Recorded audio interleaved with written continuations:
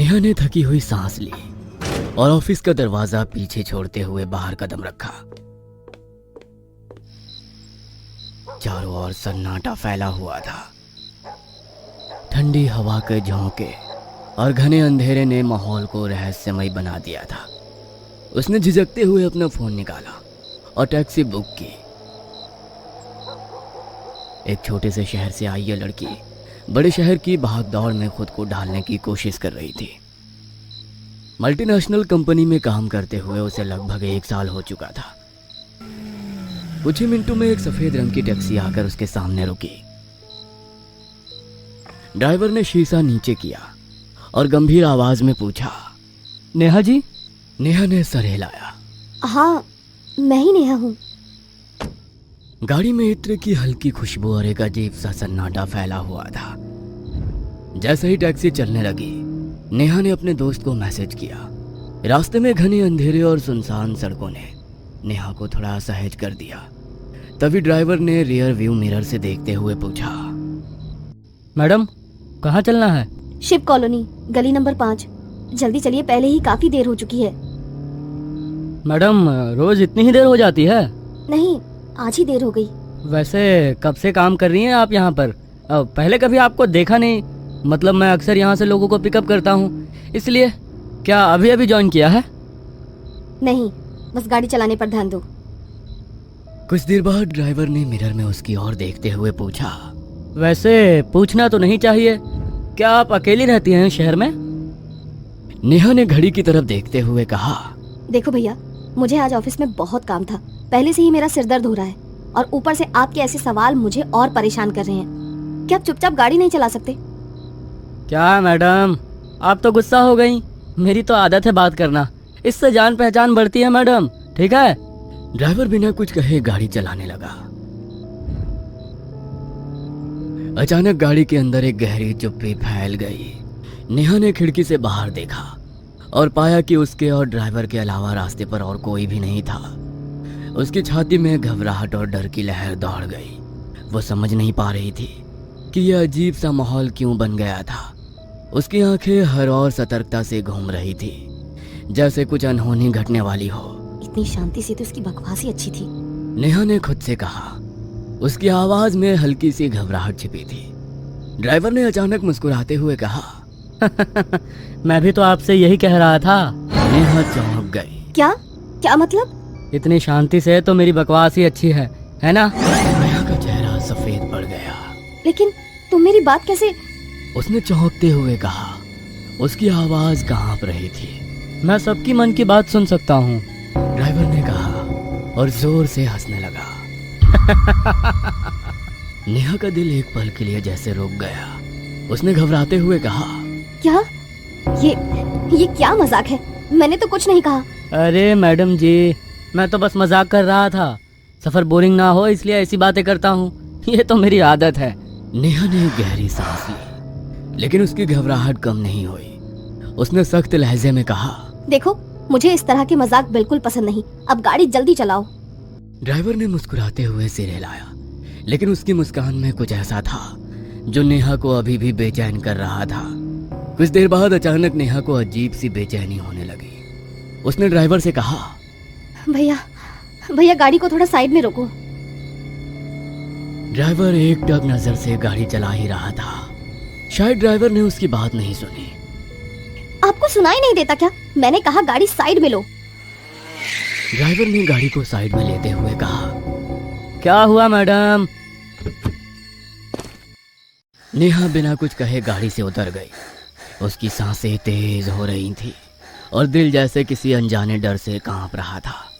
थोड़ी देर बाद उसे थोड़ा ठीक महसूस हुआ। उसने खुद को संभालने के लिए गहरी सांस ली और जैसे ही वो पीछे पलटा, उसके पैरों तले जमीन खिसक गई। गाड़ी और ड्राइवर दोनों गायब थे।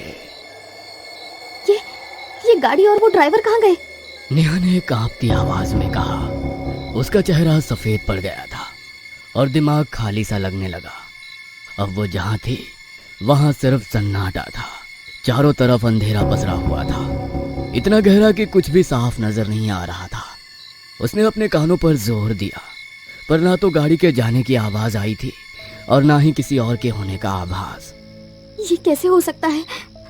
उसने खुद से फुसफुसाते हुए पूछा। वो सड़क पूरी तरह सुनसान थी।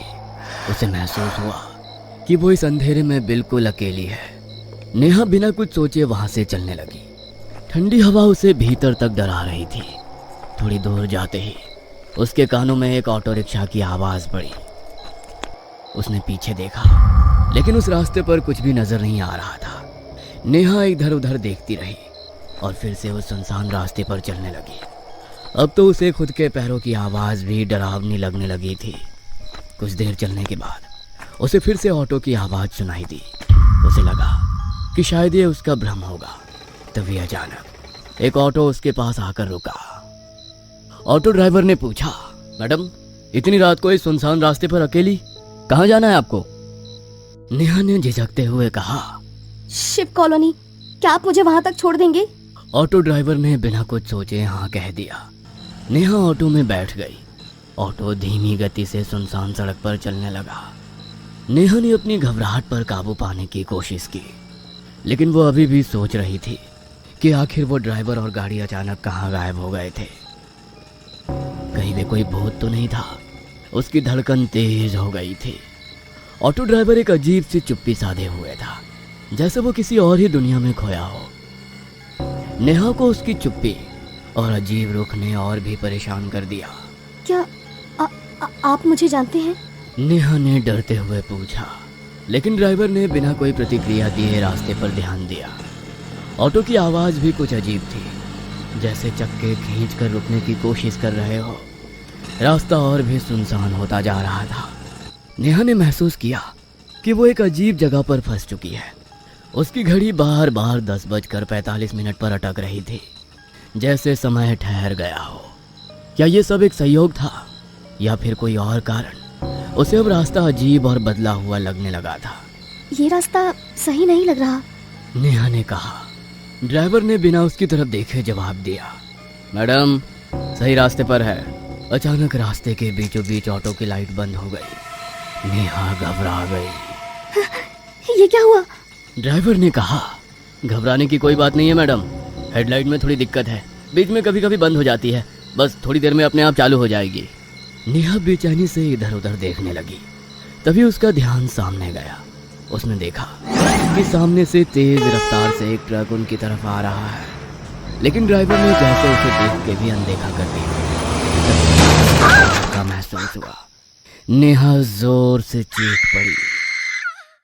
नेहा ने घबराकर अपनी आंखें खोली। उसकी सांसें तेज चल रही थी। उसने चारों ओर देखा। वो अपने बिस्तर पर थी, अपने ही कमरे में। दीवार पर टंगी घड़ी में उसने देखा तो 10:45 हो रहे थे। उसने सिर पर हाथ रखा और राहत की सांस ली और सपने के बारे में सोचने लगी। लेकिन उसकी उंगलियां अब भी हल्के से कांप रही थी। डर से उसका गला सूख गया था। वो किचन में गई और पानी का ग्लास उठाया।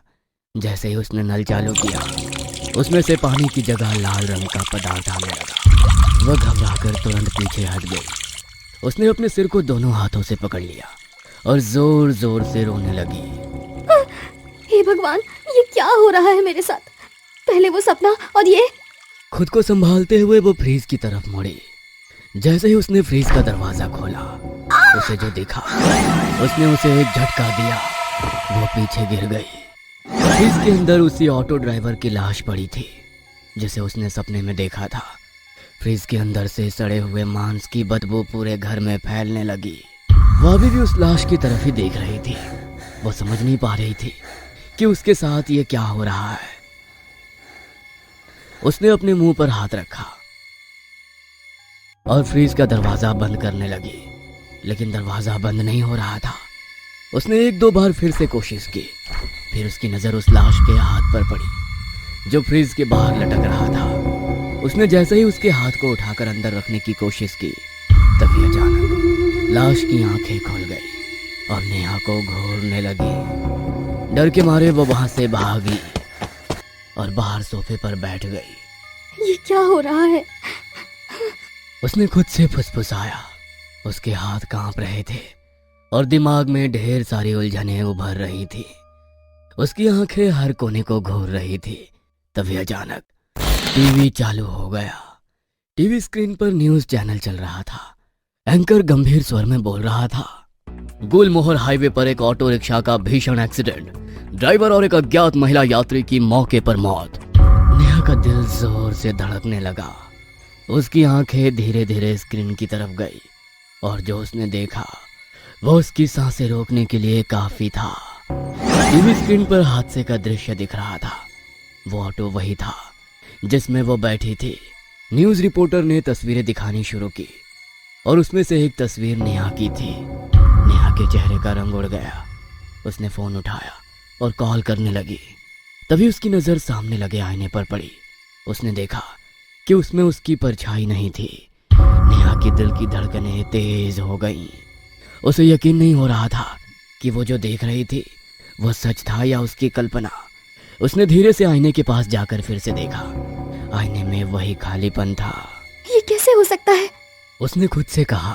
उसे अचानक एहसास हुआ कि उसका शरीर हल्का महसूस हो रहा था, जैसे वो अब इस दुनिया का हिस्सा ही नहीं रही। टीवी स्क्रीन पर न्यूज रिपोर्टर की आवाज गूंज रही थी। एक और हैरान करने वाली बात यह है कि मृत यात्री की पहचान अभी तक स्पष्ट नहीं हो पाई है। क्या मैं मर चुकी हूँ? उसके मन में यह ख्याल बिजली की तरह कौंधा। तभी आईने में उसे वही ऑटो ड्राइवर दिखाई दिया और उसने मुस्कुराते हुए कहा, मैडम, डर तो नहीं लगा आपको? तभी अचानक कमरे की लाइट चली गई। नेहा घबराकर दरवाजे की तरफ भागी और दरवाजा खोलते ही उसने देखा कि सामने वही ट्रक तेजी से उसकी तरफ आ रहा है। उसने चिल्लाते हुए अपनी आंखें बंद कर ली। जब उसने फिर से आंखें खोली तो देखा वो अभी भी उसी ऑटो में बैठी हुई थी। ऑटो उसकी कॉलोनी के गेट के पास खड़ा था। ऑटो ड्राइवर ना जाने कब से उसे आवाज लगा रहा था, मैडम मैडम, शिव कॉलोनी, आपका घर आ गया। नेहा की आंखों में एक खौफनाक सन्नाटा था। वो सोच में डूबी हुई अपने हाथों को एक दूसरे से कसकर पकड़ रही थी। जो कुछ भी हुआ वो ना तो सच था और ना ही झूठ, लेकिन ऑटो में बैठी वो फिर से वही महसूस कर रही थी जैसे उसने उस डरावने सपने में महसूस किया था। एक अजीब सा कंफ्यूजन और दहशत का मिश्रण। मैडम, शिव कॉलोनी, ड्राइवर ने फिर से कहा। उसकी आवाज में कोई बदलाव नहीं था। आपका घर आ गया। नेहा ने घबराकर बाहर देखा। वो अपने घर पहुंच चुकी थी जिसे वो कभी सपने में देख चुकी थी। क्या ये सच में सपना नहीं है?